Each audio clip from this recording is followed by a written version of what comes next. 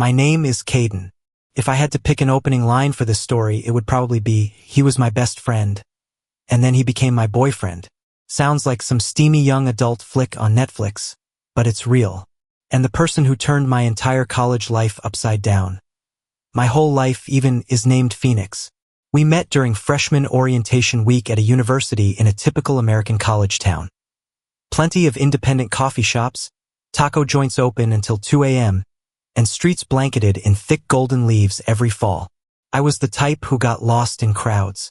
Phoenix was the opposite, the kind of person who walks into a room and draws eyes without even trying. Not because he was loud. There was just something very warm surrounding him. We stood next to each other in line for student IDs. He turned, extended his hand, with a half-smile. Phoenix. I shook it, my heart beating oddly faster than usual. Caden. And just like that, our two names linked together like an unfinished sentence. We quickly became group mates in our freshman writing class, then lunch buddies, then the kind where if we didn't see each other for a day, something felt missing. Phoenix was from the West Coast, a city full of sun and sea salt. I grew up in the Midwestern suburbs, where winters dragged on and silence prevailed. Maybe it was the opposites that pulled us together like magnets. We studied late in the library, drank black coffee until our hands shook, argued about indie versus pop music like it was existential philosophy. Phoenix had a different way of seeing things.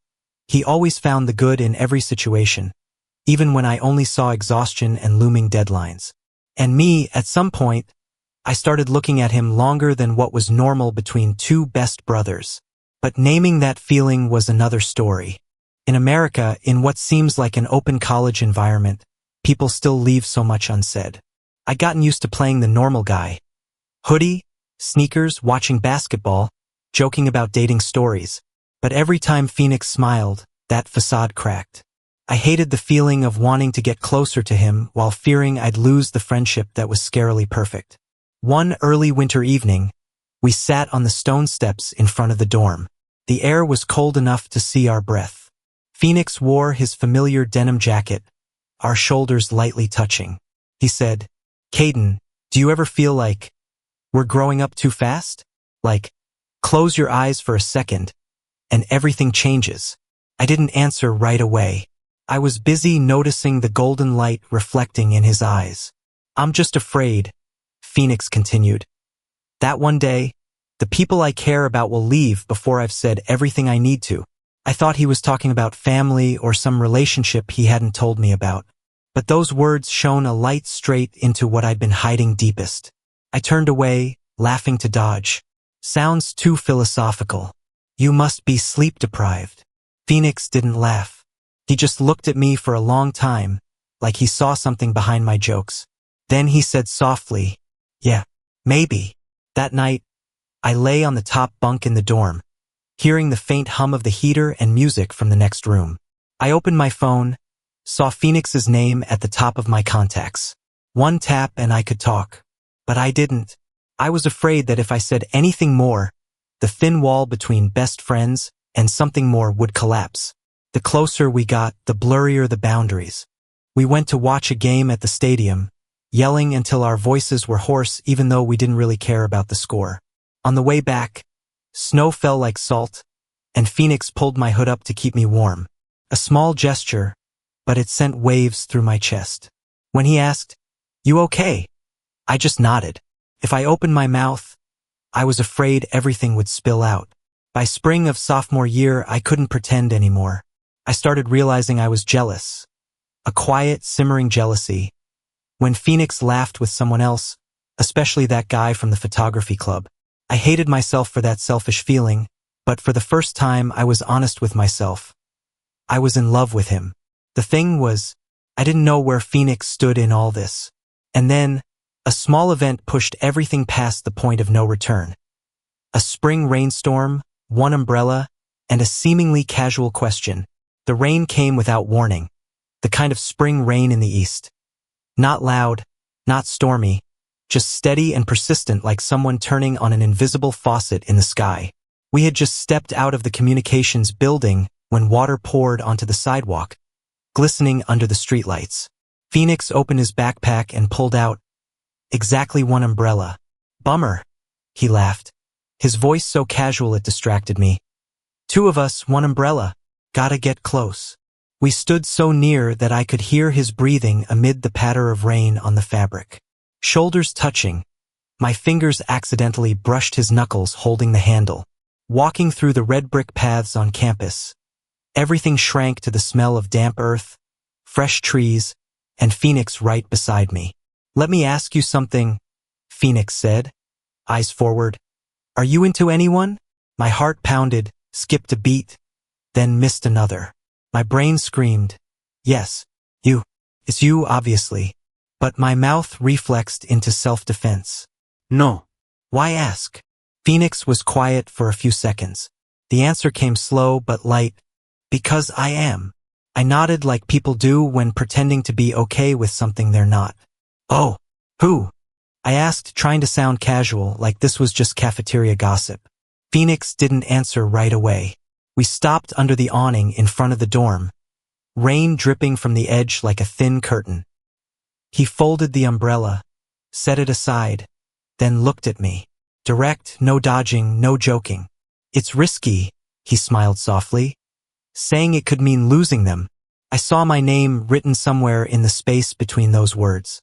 But I was scared, like standing on the edge of a cold lake. One more step and no turning back. I chose to retreat, hiding behind a familiar laugh. Keep it secret then. Makes it fun to guess. Phoenix just said, yeah, and reached for the door. But I saw his hand pause for half a second. Just half a second was enough to make my heart waver. In the weeks that followed, an invisible distance appeared between us. Not from fighting, because we were too careful. We both knew we were close to something bigger than friendship, and so every small gesture became dangerous. Phoenix got busier with the photography club and a campus exhibition project. I drowned in deadlines and group presentations. But it was all excuses. Really, we were avoiding each other. One night, in the quiet dorm room, my roommate home for the weekend, I opened Instagram. Phoenix's story was at the top. Him smiling under golden lights in a bar near campus, raising a soda next to that photography club guy. I looked at that familiar smile and felt my heart tighten. Not because Phoenix couldn't be close to others. Because I was turning myself into an outsider in my own story. I typed and deleted messages. Having fun. Delete. Don't drink too much. Delete. I miss you. Delete so fast it was almost funny. Finally, I just locked my phone, face down on the pillow. The bland laundry smell didn't help. I realized the most painful thing wasn't not being reciprocated, but not daring to speak. Then something else happened at the start of summer, right before break. An outdoor party. Americans are great at turning the backyard lawn into a world of its own. Twinkling string lights, Bluetooth speakers blasting pop, the smoky aroma of grilled burgers mixing with freshly cut grass. I was dragged to that party by a classmate, with no intention of seeing Phoenix there. But of course he was there. Phoenix stood near the wooden fence, white t-shirt, holding a can of soda, chatting with a few people. When he saw me, his smile paused then softened in that way reserved just for me. Hey, he approached, voice softer than the surrounding noise. I thought you didn't like these kinds of parties. I thought so too, I replied, suddenly feeling inexplicable tension in my shoulders. But today I ended up here somehow. We both laughed, then silence. The air smelled of unspoken things. The music switched to a slow song. People joked around. Someone set off confetti, glitter sticking to Phoenix's hair. Instinctively, I reached to brush it off. The distance between us vanished in that instant. I saw clearly what I wanted. To hold him, say everything, consequences be damned. But I stayed still. Phoenix broke the silence. Caden, are we okay? He asked, no longer joking. Lately you've been distant. The question was like a gentle knock on the door I'd locked tight for so long. I swallowed, feeling fear and longing tangle. I'm not distant, I said slowly. I'm just trying not to make things more complicated. Complicated how? Phoenix looked straight into my eyes. I knew I was nearing that line again. This time, the music faded. leaving only my heartbeat. Because if I tell the truth, I exhaled, we might not be best friends like before. Phoenix stepped closer, close enough for me to feel the warmth on my skin. He said very softly but clearly, some things haven't been just best friends for a long time. The world went quiet. I didn't answer right away. I didn't kiss him under the lights, didn't turn the moment into a perfect rom-com scene. I just stood there, trembling as I realized. Phoenix had been on the same side as me all along. We were both just scared. That night, after the party ended, we walked around the small campus lake. Moonlight rippled on the water. Phoenix talked about his fear of being left behind, about hiding the most important parts of himself through high school. I talked about the small Midwestern town where anything different got stared at, where I learned to stay silent early on. We didn't need a conclusion, just the truth hanging between us. We were in love, even if unspoken. And then summer came, bringing choices, geographical distances, late-night calls, and a twist I couldn't have imagined then. Summer separated us with straight flight paths across the U.S. map. I went home to the small Midwestern town. Phoenix back to the West Coast with beaches, sun, and streets where people jogged even late at night. Geographical distance has its own way of testing people. It's not loud like arguments, not dramatic like breakups. It's silent, subtle, and if you're not careful, it drowns everything unsaid. Phoenix and I texted every day, video called every few nights, shared family stories, part-time jobs, little things like a new coffee shop on the corner. But amid all that normalcy, something abnormal grew. The feeling we were approaching a confession we both wanted and feared. One day, Phoenix called when the sky here was a vibrant late afternoon blue, and there it was already dark. The screen showed his familiar face, hair lightly messed like he'd just worn a beanie. He said, "Caden, tomorrow I'm going to the beach with my high school friends." Suddenly feel out of place. "Why?" I asked, leaning back on the familiar chair in my parents' living room. "Because they still think I'm like I was at 17. And I'm not anymore." He paused. "There are parts of me they don't know. Or I don't dare show them." I knew what he meant. My heart tightened with sympathy. "I'm here," I could only say. It sounded simple, but it was everything I wanted him to know. Phoenix smiled, the smile that lit up his whole face. "Yeah, I know." We were silent for a few seconds, just hearing the waves on his end. I closed my eyes, imagining him there, phone in hand, streetlights shimmering on the water. "Caden," Phoenix said slowly, "do you ever think about 5 years from now, 10 years? About who'll be by your side?" The question was like a stone dropped into a still lake. I swallowed. "Yeah, lately more and more." "And who do you see there?" Phoenix asked very softly. I could have said his name. It was right on my tongue. But in that moment, the years of growing up in fear, meaningless teasing, prying looks I'd thought forgotten, all piled up. I was afraid of shattering the one thing I was sure of. We had each other, at least as best friends. "I am not sure yet," I replied, hearing myself and feeling disappointed. The other end was silent. Not angry silence, but the kind from someone who understood too well. Phoenix said, "Yeah, I get it." The call ended with lighter topics, but I knew we'd just skirted an incomplete confession. At the end of summer, I returned to campus a week early to assist with new student orientation. The dorm was still empty. Hallways smelled of fresh paint, windows open to the night breeze. And then one evening, while hanging directional posters, my phone buzzed. "Phoenix is calling." "I'm back," he said, voice a bit tired but still warm. "Where are you?" "Alone in the dorm," I replied. "Third floor.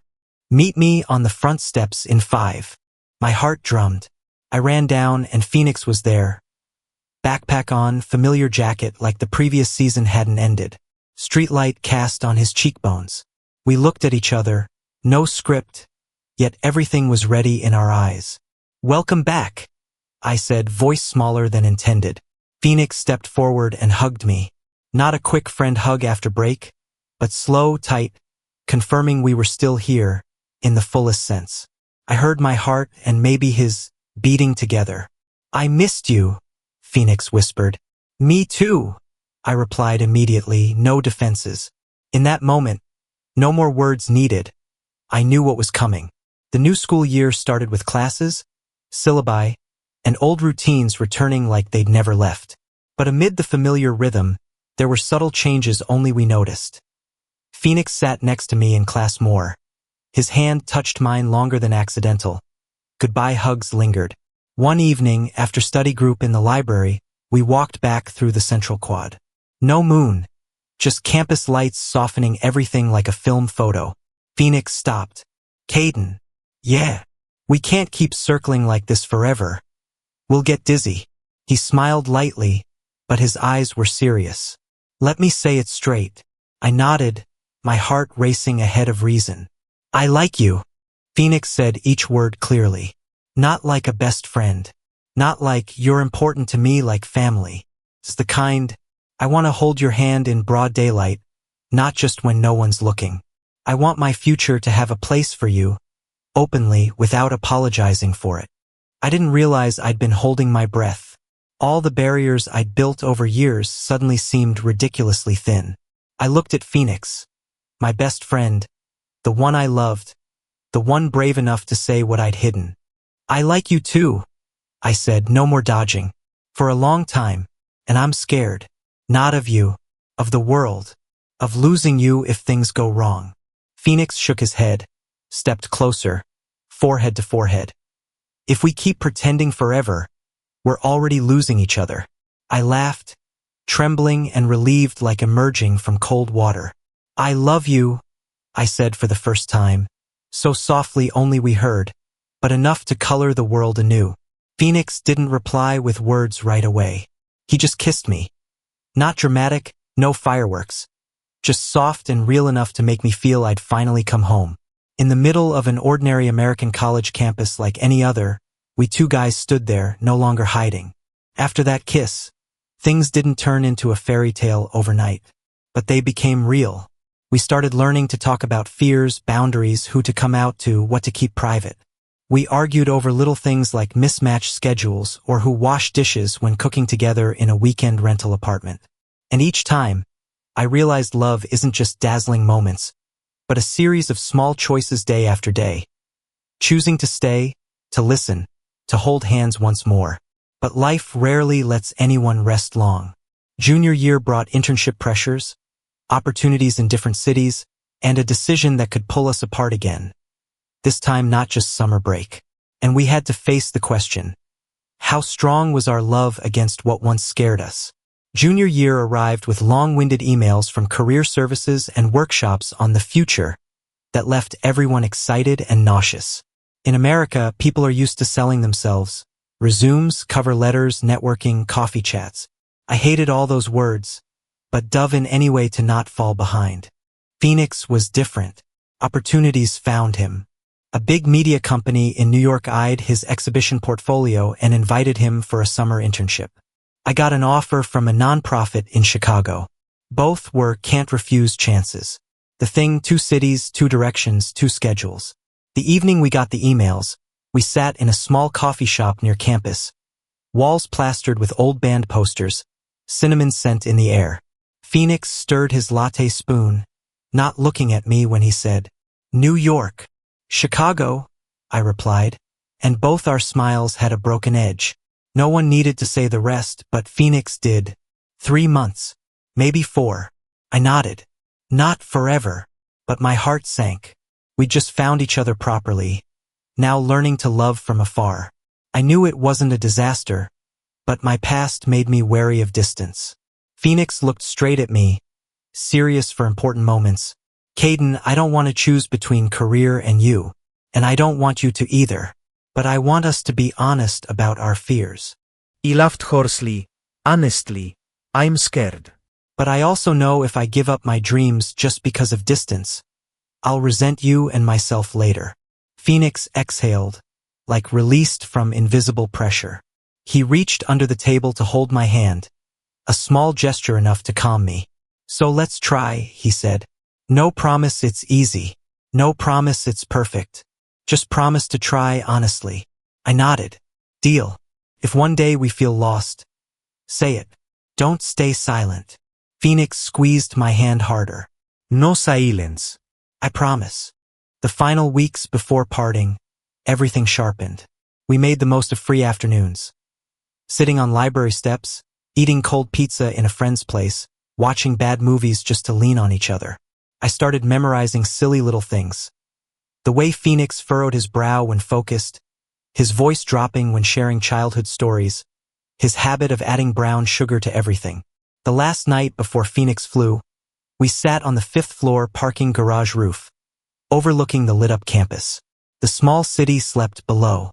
Cool wind, sky neither cloudy nor clear, transitional. Phoenix leaned on the railing, asked softly, "What if it gets too hard?" "We'll say it," I repeated like a mantra. No pretending, okay, punto. He nodded for a bit, then smiled. "Let me be selfish then." "Selfish how?" "Let me hug you longer than usual." I didn't need to answer. We hugged really, really long, time stretching. I felt it clearly. Loving someone means accepting fullness and emptiness at once.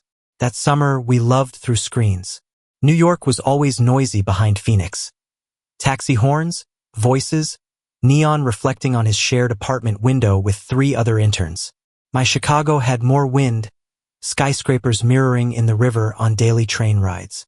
We sent photos of favorite street corners, talked about nice or tough bosses, complained about shared basement laundry. Late-night calls became sanctuary, but it wasn't always smooth. One evening, I called Phoenix as usual. It rang long, then voicemail. I texted. No reply. 2 hours. 3. My mind wove scenarios. Met someone else? Bored of me? Or in trouble without saying?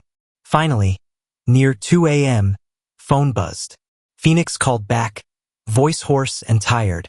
Sorry. Fell asleep after deadline. I knew he was truthful, exhausted voice couldn't fake. But fear had flared, and my reply came sharper than intended. Just a text would have been enough, Phoenix. The other end silent a moment. Then he said softly, "I know. Sorry. Today everything piled up, and I forgot to be strong at the right time." Those words cooled me. I realized I wasn't mad at Phoenix, at the helplessness of distance. I sighed. I'm not mad. I'm just afraid of losing connection. Phoenix chuckled softly. "Hey, Caden, look at me." I looked at the screen. Under the weary yellow light of his rental room, his eyes were still bright and familiar. "I'm still here," he said. "Tired, yes. Confused, yes. But here. With you." That night, we didn't say big things. Just shared small daily details until sleepy. And I realized, long-distance love isn't grand days. It's continuing to choose each other even without fireworks. Summer passed faster than I thought. The day Phoenix finished his internship, he sent a photo from Brooklyn Bridge, familiar smile, wind-tossed hair. Message, for words, coming home to you. Fall returned with red leaves, lecture halls, and Phoenix at the bus station. Backpack on, smile making me walk faster. We hugged amid the noisy crowd. No hiding anymore. Not perfect, not dramatic, just right. But when things seemed settled, life twisted again. Senior year loomed with bigger decisions than summer internships. Cities to live in, careers to pursue, family, future. And the familiar question returned, clearer. Were we just college love? Or something longer? The answer came not in a romantic moment but a real event. One forcing us to face each other. Our fears, our limits, and decide. Hold on or let go. The event came on a seemingly ordinary day. It was late winter senior year. Gray sky, old snow in dirty patches in parking lots. I was prepping thesis presentation. Phoenix busy with final portfolio for grad school photography applications. We were both tired, but carved small spaces. Short call, coffee delivered to library, and I'm here. That afternoon, in the department lab, I got a call from an unknown number. A woman's voice, quick and polite. Phoenix had a minor bike accident near North Campus Gate. Not life-threatening, but in ER for checks. I don't remember running out of the building. Just cold wind stinging my face, heart pounding in ears. Campus hospital a few blocks away. I burst in, hands shaking so bad my signature wobbled. Phoenix sat on the bed, jacket aside, wrist bandaged white, long scratch on cheek. Seeing me, he laughed lightly. Just fell, not turning into a ghost. Why do you look like you're about to faint? Couldn't laugh. I just stepped forward and held his other hand. Warm. Alive. Here. Does it hurt? I asked, voice rough. A bit, he admitted. But doc says okay. No brax. Just rest. After paperwork, I took Phoenix back to his off-campus shared apartment. Snow dusted his hair. In the small room, we sat on the sofa. No hospital noise, silence enveloped, fuller than words. Phoenix looked at me, eyes softening. Caden, sorry for scaring you. Not your fault. I shook my head. It's just, when I got the call, I realized this clearer than ever. Without you, everything else means nothing. He was quiet a moment, then said very slowly, let me be honest too. I waited. Since senior year started, I got an email from a grad school in New York, Phoenix said. They want to interview me. It's a big chance. And I've postponed once, twice because I'm not sure. I understood what he left unsaid. Not sure because of me. Why not tell me sooner? I asked, not accusing, just hurt. Because I was scared. Phoenix smiled sadly. Scared that saying it would force change. Scared my dream and the one I love are on opposite sides. The small room filled with unsaid things. I saw the choice clear, hold tight or let go. But loving someone isn't keeping them where they can't breathe. I don't want to be the reason you shrink, I said softly. If New York is your dream, go. I won't block your path. Phoenix frowned. What about you? I have my own plans. I was honest. Maybe not same city. Maybe not same direction. But I know this. I don't want our love to become an excuse for future regrets. He laughed. I slightly teary. Caden, you always think of others more than yourself. No. I shook my head. This time I'm thinking of me too. I want the one I love to be free. And I want to love you without fighting your dreams. We sat closer. Phoenix's head on my shoulder. Outside, snow fell like dust. No pink promises. No ekewing forevers. Just two people in a small room, accepting that love sometimes means trusting the unknown. The last months of senior year flew like a sprint. Phoenix interviewed, I defended my thesis.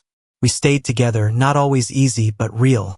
The day Phoenix got his acceptance letter, he ran to find me outside the library. Breathless. They said yes. I hugged him, heart aching and warm. Congrats. Really congrats. But this means... Phoenix trailed off, not daring to finish. I know, I nodded. We'll be in different cities for a while. He looked at me long. So what are we, Caden? I took a deep breath. In that moment, all college years, library nights, smiles and small wounds flashed like a film reel. We're two people in love, I said. Not because it's convenient, not because we're afraid of being alone, but because we've been through enough to know this feeling is real. And if it's durable enough, it'll go beyond college. If not, at least it was the best thing of these years. Phoenix smiled, tears glistening without falling. I choose to go with it. And with you. We held hands right in the campus quad, amid rushing students prepping for graduation. No one looked. Or if they did, it didn't matter anymore. Graduation came on a rare clear day. Caps and gowns swayed in the wind. When our names were called, we looked at each other in the sea of identical black caps, and knew the story didn't end here. That evening, we went to the lawn behind the dorm where it all started. The small city lit up with golden dots. I turned to Phoenix. You know our story won't be like college years anymore, right? Phoenix nodded. I know, and I still choose it. I took his hand. Then we'll continue. Not because we're afraid of losing, but because we want to be together no matter how long the road. We kissed, not our first, but one for those knowing they're stepping into an uncertain future and still going. In my 20s at an ordinary American university, I learned what seems simple but takes so long to grasp. Sometimes, Best friends become lovers. Sometimes, lovers become the family you choose. And sometimes, the bravest thing isn't holding tight, but believing your love is big enough to grow with time. My story with Phoenix has no period yet. It just stepped out of the college chapter into the next, where we continue choosing each other, each day more calmly and honestly.